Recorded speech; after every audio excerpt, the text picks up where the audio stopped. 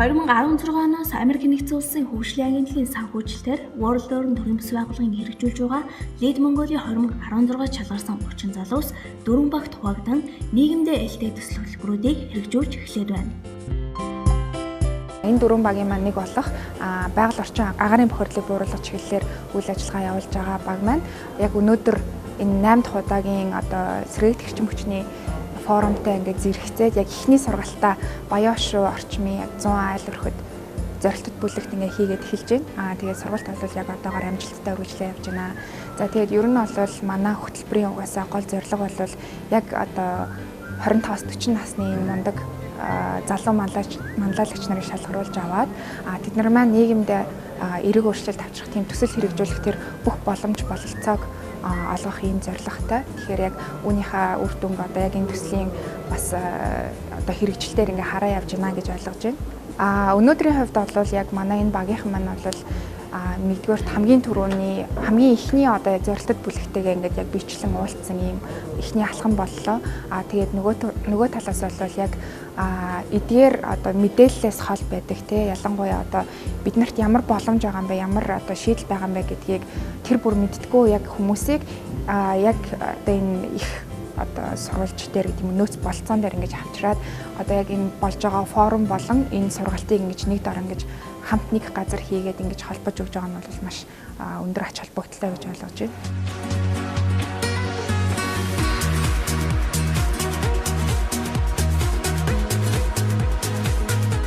Хөтөлбөрийн хүрээнд гэр хорооллын иргэдэд зориулан өвлийн улирал, халаалтын цогц шийдлэр хэрхэн эрчим хүчний хэмнэлт, эдийн засгийн хэмнэлтийг бий болгох тал дээр тусгаалan үзэсгэлэн зохион байгуулсан юм. Үзэсгэлэнд бол эхний ээлжинд бид 10 байгууллага оруулсан байгаа. За тухайлбал нийслэлийн гэр хорооллын дэд бүтцүүлэх газар гэж байгаа тийм. Дэд бүтцийн газар орж байгаа. За нийслэлийн Агаарын бохирдлыг бууруулах газар төрийн байгууллагаас орж байна. За дээрэс нь ультрасоник, Монголын улс, за төгс шаардлагатай ч юм уу тийм. Яг нэг технологийн компаниуд орж байна. За дээрэс нь Ариг банк, Хас банк гэх мэтлэн санхүүгийн байгууллагаас оролцож байгаа. За үзэсгэлэнд орж байгаа байгууллагууд технологиг авч үзэх юм бол жишээлбэл сэргээгдэх эрчим хүчний нарны дийлэгц байгаа. За нарны дийлэгцийг айл эрх сонгосноор эрчим хүчийг өдрийн цагт үнэгүй өөрөө үйлдвэрлээд оройн цагт батарейд хадгалаад гэрийн халаалт, за цахилгаан гэрэлтэй ашиглах боломжтой. За нөгөө талаар цахилгааны халаалт байгаа. Халаагур за та бүхэн мэдж байгаа өнгөрсөн жилээс эхлээд өвлийн үйлрэлд Улаанбаатарын гэр хорооллын иргэдэд цахилгаан үнэгүй болсон байгаа. За тэгэхээр яг хөөхөр гол зорилго нь нүүр төлөвлөхгүй цахилгаанаар дулааны халаалтаа шийдэх тийм зорилгоор энийг тэг болгосон байна.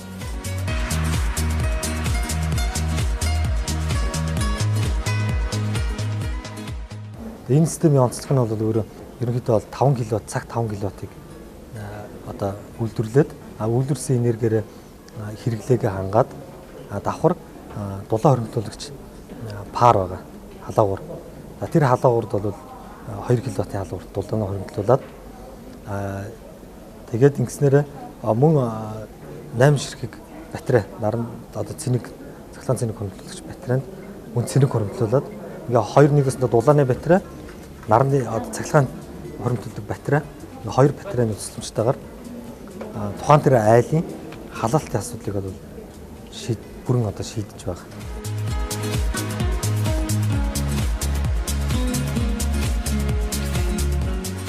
Яг гэр хорооллын айл өрхийн амжиргаанд нь зээл авахд дарамт учруулахгүй ямар шийдэл байвал утаагаа бууруулахын агаарын бохирдлоо шийдэх дээрээс нь хүлэмжий гэж яригдж байгаа те CO2-ийн буурлт тэрийгээ давхар бууруулах тэр хамгийн зөв шийдлийг бид нэр тодорхойлж техник эдийн засгийн үндэслэл дээр үндэслээд санхүүгийн механизмыг хамгийн тааламжтай нөхцөлөөр гаргахыг бид нэр зорж ажиллаж байгаа. Тийм учраас энэ чиглэлийн байгууллагууд ажиллах манай Хас банкны Эко банкны хэлс рүү холбогдож дэлгэнгүй мэдээллийг авах боломжтой.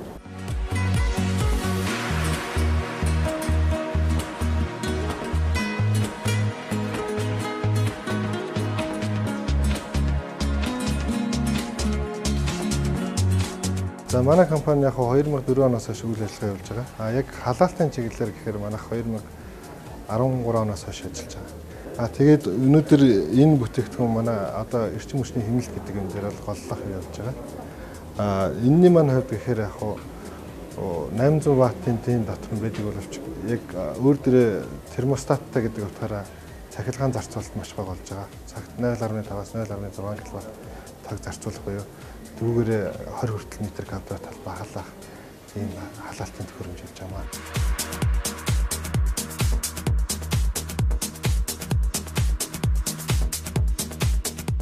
За манай компанид болохоор Эконос тарханд үйл ажиллагаа явуулдаг Монгол хоньны ноосоор барилгын дулаалгын материал үйлдвэрлэдэг ийм компани байгаа. За өнөөдрийн үүсгэлэнд оролцож байгаа гол зорилго маань болохоор өөрийн үндсэн бүтээгдэхүүн болох хоньны ноосны дулаалгын материалын хэрэглэгчдэд таниулах. За энэ хоньны ноосны дулаалгын материалыг амьдралд хэрэглэснээр ямар ашиг тустай вэ? Дулааны алдагдлыг хэрхэн бууруулах вэ гэсэн талаар мэдээлэл өгөх гэж энд оролцож байгаа. За хоньны ноосны дулаалгын материалын хувьд болохоор дуу чимээ дулаан засгаарлалтын хувьд бол өндөр чадвартай. Өөр нь амьд бүтээгдэхүүн учраас агаарыг өөртөө шингээгээд буцаагаад бас агаар цэвэршүүлэх юм чадвартай юм бүтээгдэхүүн байгаа. За бусад төрлийн дулаалгын материалуудаас илүү давуу тал нь гэх юм бол хамгийн гол нь экологийн цэвэр бүтээгдэхүүн. За тэгээд хүний биед гаж нүүлээ хашил үзүүлэхгүй эрүүл. За тэгээд дулаан алдагдлыг бууруулдаг.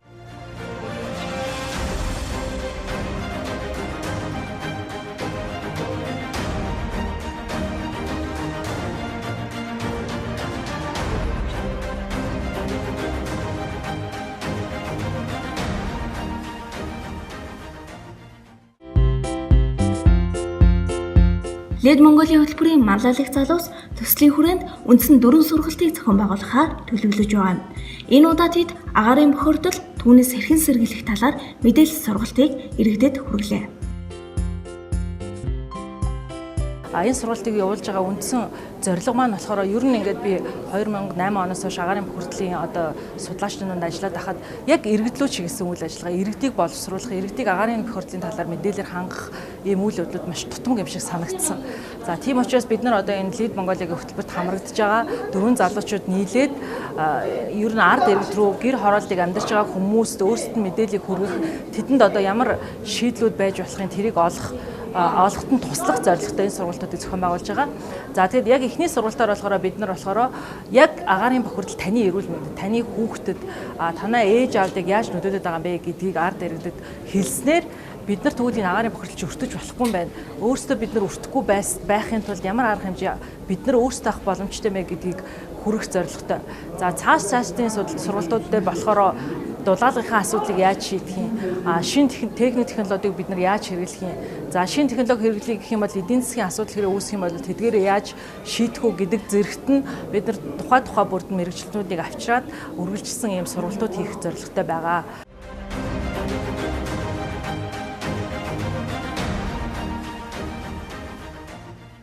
За тэгэхээр яг тоо баримтуудаас хэрвээ ярих юм бол дэлхийд дээр 7 сая хүн цаг бусаар яг агаарын бохирдолтой орчинд амьдарч байгаа учраас нас орж байна. Хэрвээ тэр 7 сая хүн агаарын бохирдолтой орчинд амьдардаггүй байсан бол нас барахгүй байсан байна.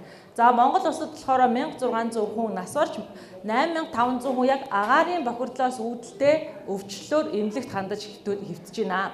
За тэгвэл нийт иргэдийн маань болохоор нас баралтын 9.7% буюу 10 нас барж байгаа хүний нэг нь агаарын бохирдлоос болж нас ордог юм байна. Энэ болохоор судлаачдын хийцэн судалгаа. За тэгэхээр зүрх судасны өвчлөөр бол нийт нас баралтын 29%, уушигны хорт хавдрын нас баралтын 40%-ийг, уушигны хорт хавдраар нас орж байгаа хүмүүсийн 40% нь агаарын бохирдлоос болж өвдсөн уушигны хавдар нас орж байгаа юм байна. Тэгэхээр уурыг зулбах, ургийн гажиг үүсэх зэрэгт нөлөөлж байна. Гадаад орчны агаарын бохирдлоос болоод зүрх судасны өвчин 40%. За энэ тоонуудыг харуул уушигны архаг боронхид уушигны хавдар ийм хувьтай байна. За тэгвэл дотоод орчноос болоод нөгөө гэр дотор байгаасаа болоод өртөж байгаа нь болохоор хүүхдийн амьсгалын замын дээд замын хурц халдвар нь болохоор 12%. Тэгэхээр энэ харсан дээр түрүү энд байхад болохоор 3%. За тэгэхээр ер нь бол агаарын бохирдол бид нар бүгдээрээ мэдж байгаа тийм ээ. Одоо энэ 5 жилийн дунджаас харахад бол өвдөл нь 10 сараас эхлээд 4 сард буураад 6-7 сард нөгөө шуураад эхлэхээр ихсээд багасдаг байгаа.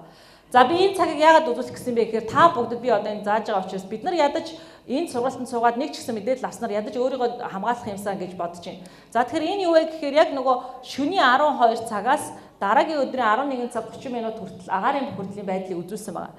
Тэгэхээр яг энэ одоо саруу дараа ялгаатай хэдийч өглөө яг 6:30-аас 11 цагийн хооронд хамгийн их бохирдолтой. Орой 5:30-аас 11:30 хооронд хамгийн их бохирдолтой. Гадуур гарах цагаа энэ цагт аль болох гарахгүй байх юм бол та агаарын бохирдолд арай багаар өртгөнэ гэж ойлгох нь. За тэгэхээр энэ Бээжин их бохирдолтой гэд яриад байдаг тийм үү? Бээжин бохирдолтойг инээгээ сонссноо та? За тэгвэл Улаанбаатар Бээжингээс илүү гэж бодож гинэ үү, дутуу гэж бодож гинэ үү? За илүү байгаа нь энэ харагдаж байна тийм үү? Энэ 2011 онд Дэлхийн банкны санхүүжилттэй хийсэн судалгаа. За энэ 100 айл 6 буудал баян хошуу нисэх. За энэ тоонууд болохоор тоосон цэр буюу нарийн жижигхэн ширхтээ юмнуудыг яриад байгаа. Тэгэхээр энэ баян хошуу ямар вэ? Бээжингээс давцсан байна уу? Мундаг байна уу? Мундаг. Мундаг байна уу? За. Тэгэхээр бид нар болохоор нөгөө Бээжин их байна гэдээ яриад байгаа оловч бид нар дотор нь өөрсдөө амьдарчаад Бээжингээс яг баян хошууны иргэд бол жишээлбэл 2 дахин их агаарын бохирдолтой юмд амьдраад байгаа юм байна гэдэг бид нар өөрсдөө мэдэхгүй яваад байна тийм үү? Том ширхлэг тоосон цаг гэдээ Монгол яриад байгаа. Энэ нь болохоор хүний нэг жишг үсийг 5 хуваасантай тэнцэхээр тийм диаметртэй тоосон цэр 1 метрт хэдэн ширхэг байгааг бид нар тэр концентрацаар тодорхойлоод байгаа. За тэгэхээр хэрвээ энэ тоосон цэрийн маань ширхэг том байх юм бол бид нар ингээд юм ачаар тоос бужигна поригддаг те. Тэр нь хэрвээ том байх юм бол эрүүл мэндэд яг яаж нөлөөлөх нь вэ? За энэ сая яасан? Хамраар буцаа гарцсан. За 10 микрометр граммаас бага хэмжээтэй нь бол том хэмжээтэй нь болохоор бид нар ингээд тоос бужигнахаар найтаадаг тийм үү? Тэгэхээр найтаагаад гаргацдаг байхад бид нар бас байгалийн амьтан учраас өөрийнхөө хамгаалах чадвартай тийм үү? За 10 м. За тэгвэл 2.5-аас 10-ын хоорондох нь яваад хаана очиж байна? Уушгинд очиж байна. За уушгинд очиод яах нь вэ? Одоо нөгөө хамгийн түрүүнд асууад бид нар юу өвдөг вэ гэсэн чинь амьсгалын замын өвчин гэж хэлсэн те. Тэгэхээр уушгинд очиод амьсгалын замын өвчнүүдийг үүсгэх нь байна. Одоо энэ уушгич нь болохоор бид нар болохоор ингээд амьсгал авангууд хүчил төрөгчөд цуслуугаа шахдаг тийм үү? Тэгэхээр яг цуслуу тэр шахахтай цуг таны цуснд шахагдаад орчиж байгаа. Ширхгэн жижигхэн байх тусмаа цус руу орж байгаа. Тэгэхээр миний асуулт нь 2 дахь нь хариулсан болохоор зүрх судасны өвчин гэж хариулсан тий. Тэгэхээр ямар ч байсан одоогийн байдлаар судалсан судалгаанууд бол амьсгалын зам, зүрх судасны өвчлөлт, агаарын бохирдол шууд нөлөөлдөг гэдгийг бол судалж баталсан байна. Яг эрүүл мэндэд ямар нөлөөлөл үзүүлж байна вэ? Хүчил төрөгчийн дутагдалд ороод удаашруулна, дархлааны систем буурна. Тэгэхээр яадаг гэхээр үйл болохоор өвчлөлт ихсээд байдаг тий. Нэгдүгürt агаарын бохирдолтой холбоотой байх нь. Яагаад гэвэл ерөнхийдөө таны дархлыг судруулчих чинь. Хоёрдугаарт угаасаа бүгд мэдж байгаа. Нэг цээж дүр амьсгаа авах гэх тэгэнгүүт яадаг вүлээ? Яг хүчил төрөгч авч чадах уу? Маш бага те. Ер нь болоод ихэнх нь өөр төрлийн байцуул байдаг. За амьсгалын дээд замын цочмог халдвар гэдэг. Энэ бактери гэдэг өвчин ерөөсөө хэлэхгүй болохгүй. Яагаад гэвэл бид нар ингээд судалгаа хийж явж хахаар бактери гэдэг өвчин айгу бага байдаг боловч бичгэн дээр гараад ирсэн айгу бага байдаг. Гэтэл бодит байдлаар болохоор ингээд хүүлээ ханиалаад явдаг хүмүүс байна уу? Байдаг те. Тэгэхээр энэ бол ерөөсөө шууд агаарын бохирдолтой холбоотой. Энэ бол ер нь олон улсад батлагдсан. Мөн угаар судалгаа гэдээ явж байгаа Сүхбаатар дүүргийн 1-8 дугаар хооронд явж байгаа. Энэ судалгаагаар болохоор агаарын бохирдолтой орчинд амьдарч байгаа хүмүүсийн хүүхэд нь төрж байгаа ургийн жин нь бохирдлын орчинд байгаа ургийн жингээс бага байна. 80 граммаар.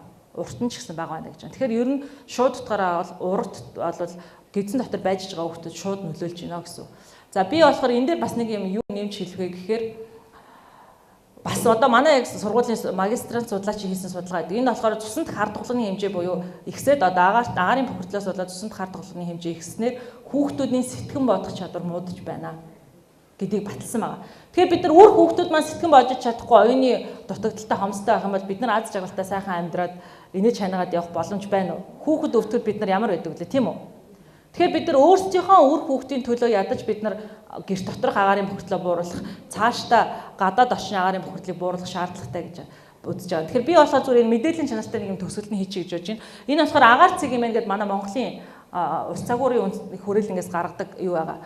Энэ дээр болохоор баян хошууны хэсэг, сонгон хайрхын дүр энэ хэсэг хамгийн их агаарын бохирдолтой байна гэж гарсан байсан учраас бид нар яг баян хошууны хэсгээс энэ одоо сургалтынхаа үйл ажиллагаа эхлүүлээ яг гэж зориод баян хошууны хэсгийг сонгож авсан байгаа. Тэгэхээр мөн маш олон төрлийн энэ одоо мэдээлэл авах боломжууд байдаг. Тэгэхээр би яагаад энийг үзүүлээд байгаа юм бэ гэхээр би ч гэсэн өөр Улаанбаатар хотод амьдарч байна. Би энэ мэдээллүүдийг авснаар өөрийнхөө амьдралыг бол зохицуулдаг.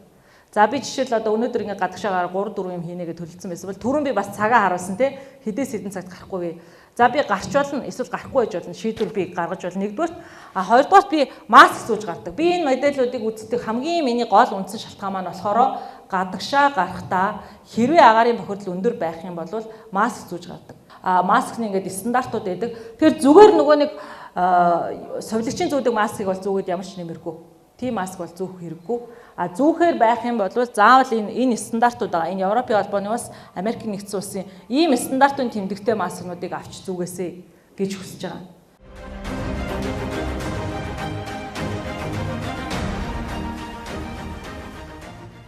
Хамгийн нэгдүгээр бол агаарын бохирдлоос өөрийгөө яаж хамгаалж болох вэ гэдэг талаар бол хэлэхтэй боллоо. Урд нь бол бидний хүн энэ анзаардагчгүй, мэддэгчгүй байсан байх. Тухайлх юм бол хэдэн цагийн хооронд одоо поршиг онгойлгох ч юм уу хэдэн цагийн хооронд хүүхдээ салхинд гаргаж болох уу гэдэг талаар бол мэдлэггүйс. Эндээс бол тодорхой мэдэж авлаа. Агаарын бохирдлын хэмжээр нь ямар хувь байгаа? Тэр тоосонцрын хэмжээнүүд нь ямар байдаг? Хүний эрүүл мэндэд яаж нөлөөлдөг гэдэг талаар мэдж авлаа. Тийм учраас бол ер нь бол агаарын бохирдолтой үед бол заавал маск хэрэглэх нь чухал юм байна гэдгийг бол бас ойлголоо. Төдийлбэл хүмүүс бол маскыг бол нэг ачаал бодол өгдөг шүү дээ. Энэ бол маск хэрэглэх нь маш чухал. Тоосонцруудаас бол өөрийнхөө уушгийг эрүүл мэндийг хамгаалж болох юм а гэдэг ойлголтыг бас авлаа.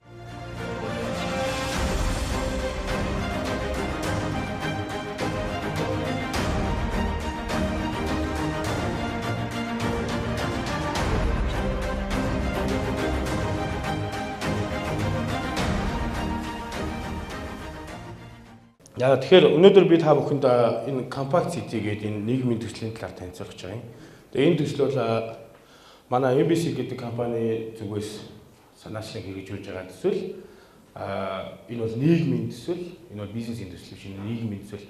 Нийгмийн төсөл бол яадаг гэхээр нөгөө ард иргэдэд нийгэмд чиглэсэн үйл ажиллагаа явуулдаг, нийгмийн сайн сайхны төлөө голлох зорилгонд чиглэдэг учраас нийгмийн төсөл гэж нэрлэж байгаа юм. Мэдээж энэ агаарын бохирдол бол бидний бүгднгийнх нь хамгийн том проблем болж байгаа. За мөн удаахаас нь биднэрт хөрсний бохирдол, хог хаягдл гэж нэг асуудал байна гэр ороолын биднэрт. За дараа нь биднэрт нөгөө дэг дэц байхгүйгээс бид нар нөхөн жолтонтой хөрсөө бохирдуулж байгаагаа бид нар модон жолтондоо бийцдэг асуудал байна. Хүүхдүүд маань бид нар өөрсдөө ч гэсэн өвлийн хүтэнд дараал халтарж унаал тэрэгтэй усаа түрээл явдаг. Биднэрт дид утас байхгүй учраас ийм асуудалтай байдаг. Хүүхдүүд маань судалгаан дээрээс би харж ирсэн 3.5 км газар хүүхэд алхаж сургуульд явж юм чинь. Зарим их хол сургуулиас аслагдсан гэр оролттой газар. Тэгэхээр энэ одоо бага насны хүүхдүүд 3.5 км газар алхах нь юу гэсэн үг? Дахиад проблем яадаг хэрэг биднэрт эмнэлгийн хүртээмж би энэ эмнэлгээр төлөөлж байгаа болохоос ер нь бид нэг нийгмийн хүртээмж гэдэг юм маш хол байдаг. Бид нар хамгийн ойрхон байдаг нэг өрхийн эмнэлэг, хороол хамгийн ойрхон байдаг. Тэгээ босд нь болохоор ерөнхийдөө барыг түүж хойлоо шахуу. Тэгээ босод үйлчлэг биднээс маш хол байдаг. Тэгэхээр бид нар яадаг вэ? Хүүхд өвтгөхөөр хүүхдэд тэрвэл бүгд их нэлхсруул явдаг. Хаа байсан тахилтаас их нэлхсруу, хаа байсан тэр одоо хожир болонгаас их нэлхсруул хүүхдэд тэрвэл явдаг. Тийм учраас биднэрт бас ингээ нийгмийн хүртээмж гэдэг юм бидний бас асуудал байгаа гэдэг. За тэгснээ одоо энэ нөгөө нэг сая өвлжингөөл ер нь янз янзаар телевиз радиогоор сөвчлөөр их шуугсан л мэдээлэлтэй. Агаарын бохирдлын 80% нь гэр ороод болон гэр оролд байгаа нөгөө уурын зохиод нийлж эзэлж гинэ гэж. Тэгэхээр агаарын бохирдлыг гаргаад байгаа хүмүүс бид нар бол тарж байгаа байхгүй. Одоо буруу юм аашийн тий. Нийслэлийнхнийг хордуулаад байгаа хүмүүс нь бид нэр бол таарч байгаа. Зарим хүмүүс нь одоо адалж ийлээ шүү дээ. Гэр ороллынхаа та нар утаа гаргаад биднийг хордуулаад юм. Тэгээ энэний зүгээр тоо баримтыг харах юм бол 187,100 байна. 198,000 өрх амьдарч ийн гин. Ер нь бидний 180,000 орчим гэж яриаддаг. Ер нь 198,000 өрх амьдард юм байна. 156,000 жорлон бүртгэгдсэн байд юм байна. Тэгж бүртгэж тоологдоогүй өшөө байдаг бах. Тэгэхээр эдгээр тоонууд маань агаарын болон хөрсний бохирдлыг бий болгож байгаа юм байна л да. Тэгээ бидний нөгөө агаарын бохирдлын стандартаар нэгээд харсан чинь дэлхийн тогтоосон стандартаас манайх 7 дахин их байна гинэ. 2 дахин бол бүр амар хосогдно. Гэтэл бүр 7 дахин их гинэ. Манай Монголын стандарт дэлхийн хөдөлж жоох өндөр байд юм. Тэгээ Монголын стандартаас болохоор 3 дахин их байгаа байхгүй. За тэгвэл биднэрт гарц байна л да. Саяны асуудлыг шийдвэрлэх гарц бол байна. Ямар гарц вэ гэхээр ерөөсөө л би энэ газар гэдэг цаанаас маш том капитал байгаа гэж одоо сүүлийн 5-6 жилээр ярьж байгаа байхгүй юу. Тэгээ энэ одоо мэдж байгаа хүмүүс бас ингээд сонсож байгаа. Тэгэхээр гэр оролын хашаанд нэг дундаж хэмжээний 500 орчимтай байна. 500 орчим метр гадаад хашаад газартай байт юм байна.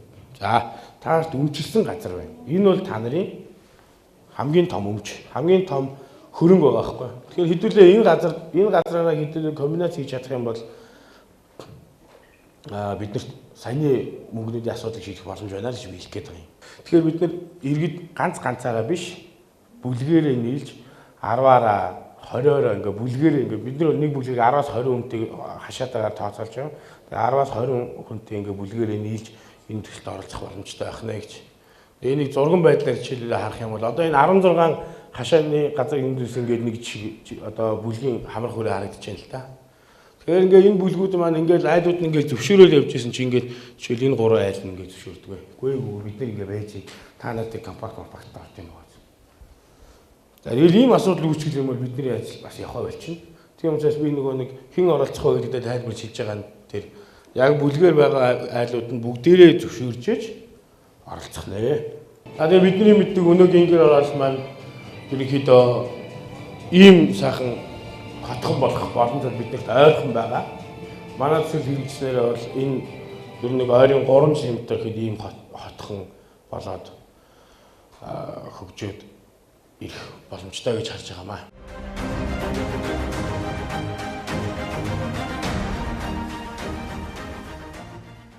Хэл хангалттай байна. За би гэр оролт амьдардаг аа.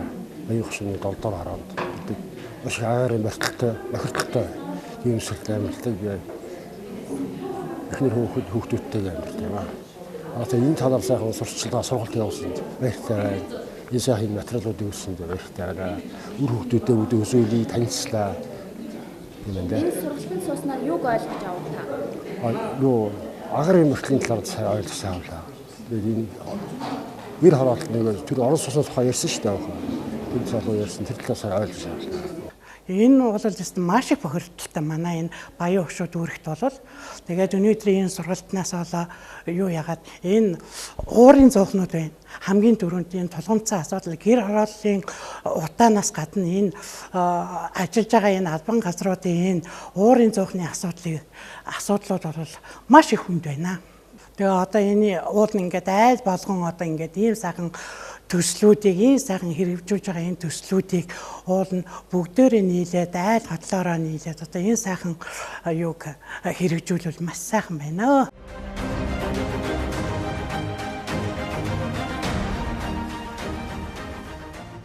Манай төслийн хувьд гэвэл одоо яг дараагийн залам халаалагчдыгаа ингээд сонгон шалгаруулах үйл явц яг энэ мөчөд бас явагдаж байгаа. Тэгээд дараагийн одоо 2017 онд бол нийтдээ 60 залуусыг сонгож шалгаруулна. Тэгэхээр тэндээс бас нийгэмд шинэ одоо өөрчлөлт авчрах, эерэг өөрчлөлт авчрах маш олон төслүүд төрнө гэж найдаж байна.